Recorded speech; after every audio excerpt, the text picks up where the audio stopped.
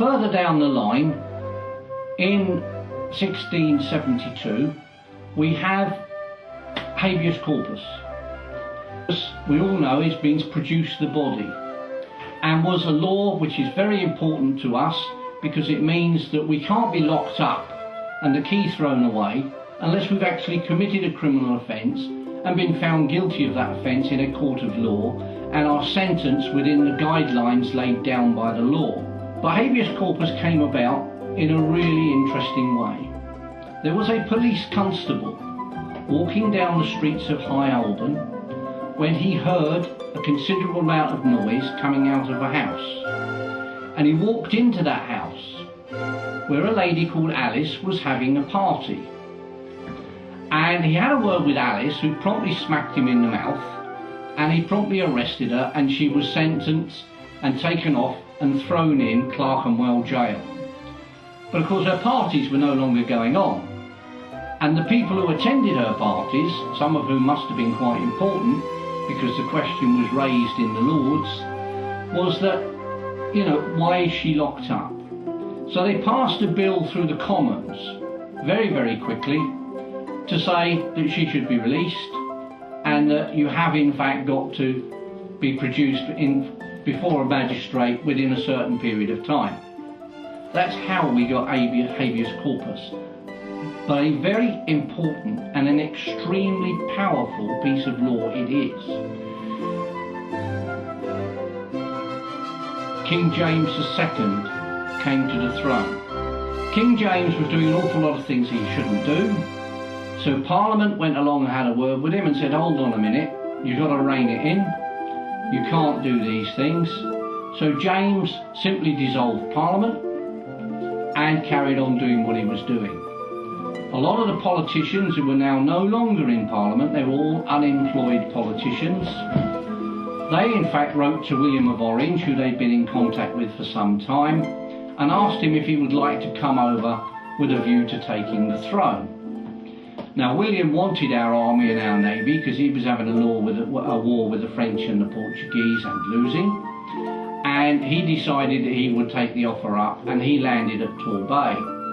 James's army, who largely disagreed with James's politics and what he was doing and his religion, deserted him in droves, and James ran off to try and join his wife and his son that he'd sent off to France. The politicians asked William to take on the running of the country, but he was still only the Prince of Orange. One of the first things that William did, because he actually despised the English, was he sacked all of our prominent civil servants and military leaders and replaced them with Dutchmen. So the politicians now thought, hold on a minute, we've just got rid of one bad king, it looks like we've just inherited another one. So what they actually did was they went off and they had a conversation meeting with the aldermen of the City of London and 50 of the Common Council. William heard about this, and William did something which I believe is rather wonderful.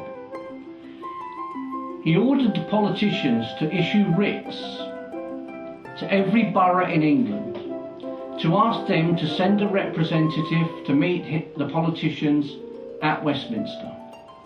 And at Westminster they were to discuss how the English wished to be ruled. The question was, how do you, the English, wish to be ruled?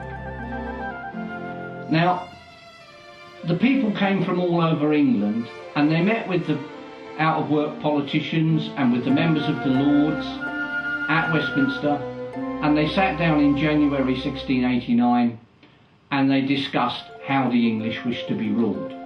And they produced a document known as the Declaration of Rights. Now, because this document had been produced by the representatives of the people of England, by the out-of-work politicians and by the Lords, it had been actually produced by two of the estates of England, the third one being the King. Now the King in fact was in France.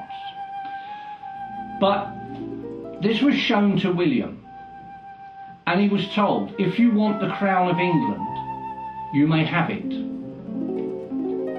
but what you have to do is accept these terms.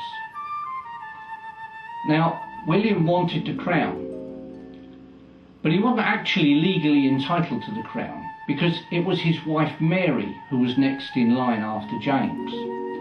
But Mary refused to accept the crown and be above her husband. William refused to be a servant of his wife's, and it was agreed that they would be jointly offered the crown. But William would take on the administration, although Mary would have the full title of Queen of England. But they had to accept the conditions laid down in the Declaration, and they did. They were then offered the crown. William then called a parliament, but what he said was, well, we don't need to elect a new parliament. We have all of the representatives from all over England here already. We will make them our parliament, and they will pass for parliament and do what parliament does until we can organise elections. They were in fact known as the short parliament. They were only there for 6 months.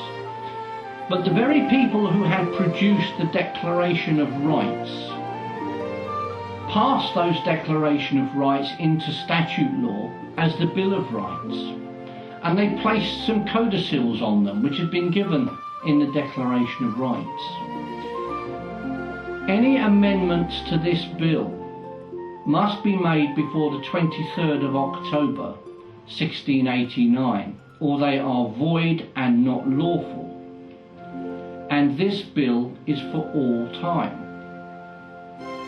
Now, how can they say this bill is for all time and we can't amend it? Well, it's simple. They were the representatives of the people of England.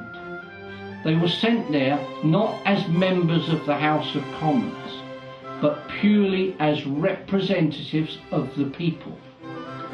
And the will of the people under English constitutional law is supreme over the sovereign and over Parliament.